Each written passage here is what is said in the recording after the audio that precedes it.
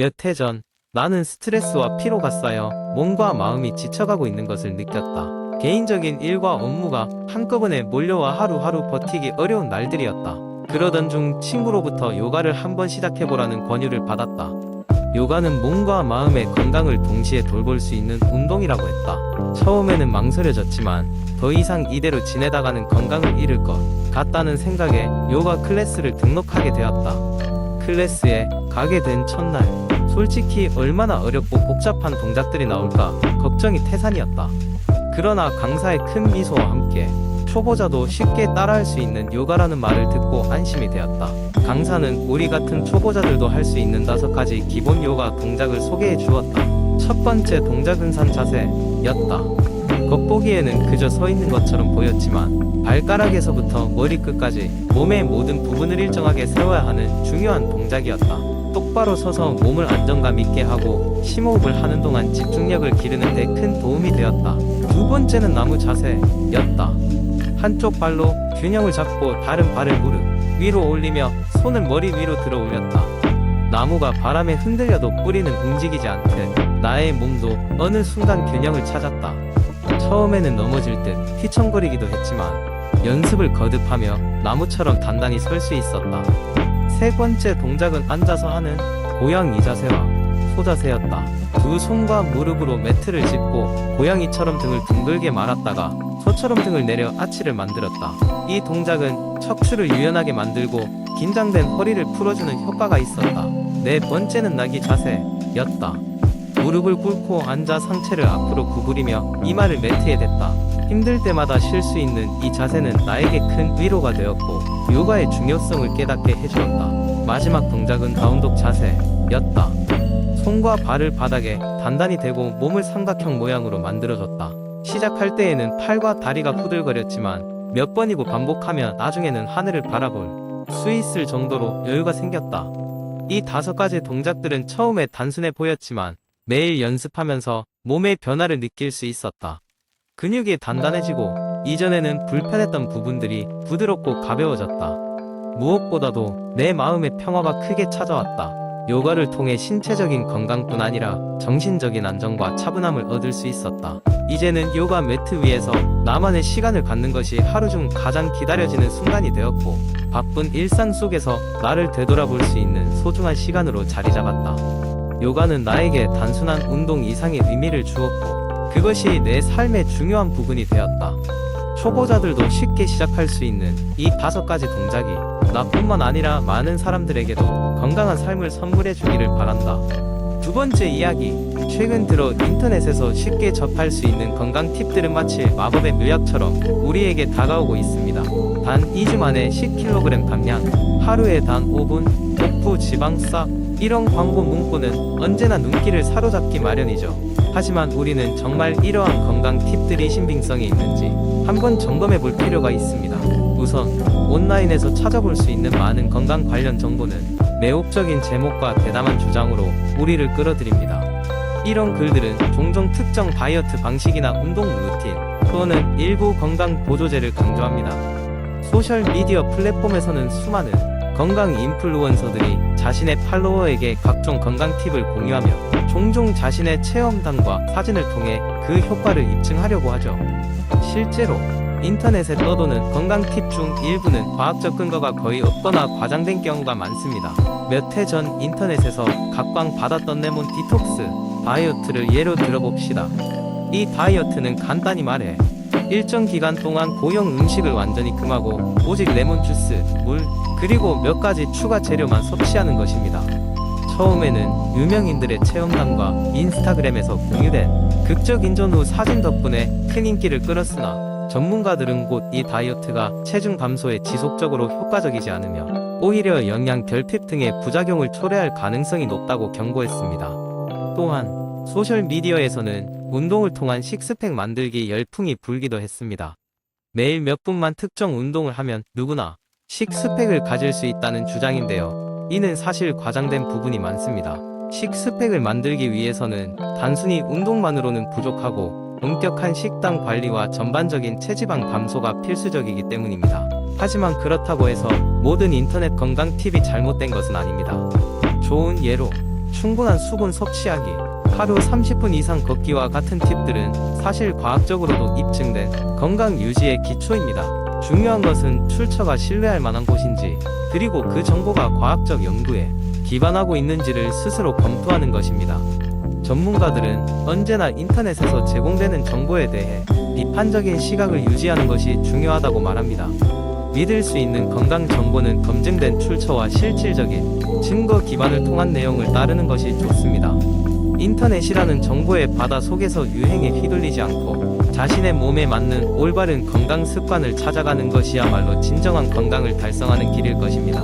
결론적으로 인터넷에서 쉽게 찾을 수 있는 건강 팁은 일관성이 없거나 검증되지 않은 경우가 많습니다. 우리는 이러한 정보들이 우리에게 확신을 주기 전에 반드시 신중하게 검토해야 하며 신뢰할 수 있는 전문가의 조언을 구해보는 것이 필요합니다. 결국 우리에게 가장 중요한 것은 인터넷 유행이 아닌 과학적으로 검증된 건강 습관을 따르는 것입니다. 세 번째 이야기, 사람들이 흔히 말하곤 한다. 뇌는 우리가 먹는 것으로 만들어진다. 이 말은 단순한 클리셰가 아닌 우리가 왜 건강한 식습관을 유지해야 하는지를 잘 설명해준다. 두뇌는 인체의 중요한 기관 중 하나로 이를 잘 유지하기 위해서는 우리가 먹는 것이 무엇보다 중요하다. 어느 날 나는 친구들과의 주말 모임에 초대되었다. 우리는 모임에서 각자 맡은 역할을 통해 다양한 요리를 준비하기로 했다. 그날의 주제는 내 건강이었다. 이 주제로 요리를 한다는 것은 정말 흥미로운 도전처럼 느껴졌다. 나는 생각에 잠겼다. 어떤 음식들이 뇌에 특히 좋을까? 첫 번째로 떠오른 것은 아보카도였다. 아보카도는 건강한 지방이 풍부해서 뇌에 좋은 영향을 미친다. 그래서 나는 아보카도를 사용하여 맛있는 과카몰리를 만들기로 했다. 신선한 레몬즙과 약간의 소금을 추가하여 간단하지만 중독성 있는 맛을 내며 사교적인 대화에 딱 맞는 음식이었다. 또한 블루베리도 빼놓을 수 없는 슈퍼푸드다. 블루베리는 항산화 성분이 풍부하여 노화를 방지하고 기억력을 향상시키는 데 도움을 준다. 그래서 나는 블루베리를 사용하여 신선한 블루베리 샐러드를 준비했다. 꿀을 살짝 넣어 달콤함을 더하고 약간의 너스를 추가하여 식감을 살렸다. 그 결과 눈과 입과 마음을 모두 사로잡는 아름다운 샐러드가 탄생했다. 이어 친구 한 명은 연어를 준비해왔다. 연어는 오메가-3 지방산이 풍부한 대표적인 뇌 건강 음식으로 두뇌 기능을 향상시킨다고 알려져 있다. 그는 신선한 연어를 그릴에 구워 바삭한 껍질과 부드러운 속살이 조화를 이루는 메인 요리를 완성했다. 이와 함께 고소한 맛에 호두를 곁들여 더욱 건강하고 든든한 요리가 됐다. 마지막으로 우리는 녹차를 곁들인 디저트를 준비했다. 녹차에는 카테킨이라는 천연 항산화제가 들어있는데 이 성분은 뇌를 보호하고 인지 기능을 향상시키는 데 도움을 준다. 친구 중 한 명이 녹차 파우더를 넣어 머핀을 구워왔는데 녹차의 은은한 맛이 디저트의 새로운 경지를 보여주었다. 모임이 끝날 무렵 우리는 서로의 요리에 감탄하며 두뇌 건강에 대해 다시 한번 생각해 보았다. 우리 뇌의 건강은 우리의 전신 건강에 지대한 영향을 미친다. 우리가 무엇을 먹는지에 따라 뇌의 기능과 상태가 크게 달라질 수 있다. 결국 너 자신을 알라라는 고대 격언처럼 우리는 무엇을 먹을지 안다는 것이 얼마나 중요한지를 깨달았다. 친구들과의 대화 속에서 우리는 음식의 힘을 실감할 수 있었다. 단지 배를 채우는 것을 넘어 음식은 우리의 정신 건강과도 직결되어 있음을 잊지 말아야 할 것이다. 따라서 우리는 이 모임을 계기로 앞으로도 지속적으로 두뇌 건강을 위한 음식을 섭취하며 우리의 삶의 질을 향상시키기로 다짐했다. 또한 이 경험을 통해 서로 다른 요리법과 식재료가 어떻게 우리의 삶에 긍정적인 영향을 줄 수 있는지를 직접 체감할 수 있었다. 그리고 무엇보다도 중요한 것은 이 경험을 통해 친구들과의 사회적 유대가 더욱 단단해졌다는 것이다. 음식을 나누고 건강을 챙기며 즐거운 시간을 보낼 수 있었던 이날의 경험은 우리의 기억 속에서 더욱 아름답게 남아있을 것이다. 이렇게 우리는 음식으로 뇌 건강을 챙기는 동시에 서로의 마음 건강도 함께 챙길 수 있었다. 네 번째 이야기. 어느 화창한 봄날 하루 8잔 물 마시기라는 건강 팁은 휴대폰 알림에 떠오르곤 했다. 오현이는 모든 건강 팁을 지키는 완벽주의자였다. 하지만 그는 매일 8잔의 물을 마시는 것이 점점 도전적으로 느껴졌다.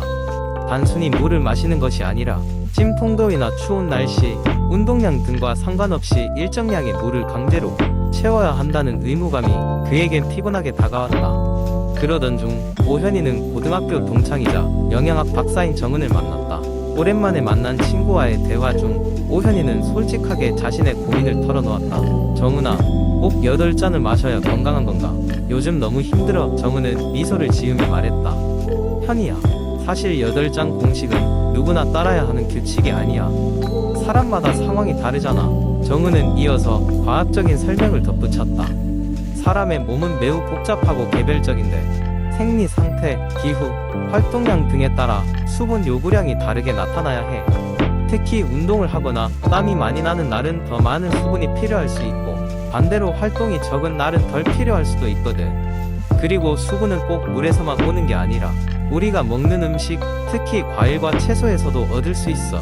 오현이는 긴 한숨을 쉬며 그럼 얼마나 마셔야 충분한 건지 알 수 있을까? 라고 물었다. 정은은 그를 안심시키듯 조언했다. 너희 몸이 가장 좋은 답을 가지고 있어. 대체로 갈증을 느낄 때 물을 마시면 돼. 지나치게 많이 마실 필요도 없고 너무 적게 마시지도 않아야 해. 몸이 필요로 하는 만큼만 적절히 섭취하는 게 중요해. 친구의 이야기에 오현이는 무거웠던 마음이 홀가분해졌다.